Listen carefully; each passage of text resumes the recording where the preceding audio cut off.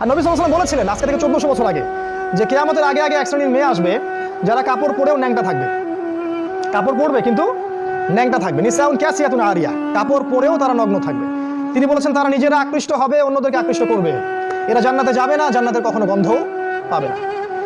আমাদের নবীজি বলেছিলেন যে দাজ্জাল, এর নাম শুনেছেন? দাজ্জাল আসবে সামনে মানুষের রূপে, অপেক্ষা করতে থাকে। তবে তার অনুসারীরা কিন্তু এখনই অ্যাক্টিভ। তিনি বলেছেন দাজ্জালের সবচেয়ে শেষ অনুসারী হবে এক শ্রেণীর মেয়ে যাদেরকে মুসলিমরা ঘরে বন্দি করে রাখতে পারবে না। বাপ ভাই স্বামী মিলে ঘরে রাখতে চাবে, তো ঘরে থাকো, পর্দায় থাকো, এরা বাঁধন ছিন্ন করে বের হয়ে চলে যাবে। এরা বের হয়নি। বিগত 100 বছরে দেখেন শহরে মেয়েদেরকে আর ঘরে রাখতে পারবে না। উন্নতি অগ্রগতি কাঁধে কাঁধ মিলিয়ে দেশ ও জাতি গড়বো, এটা স্লোগান দেয় না, দিয়ে দিয়ে সমস্ত জায়গায় আজকে ওরা ঢুকে পড়ছে।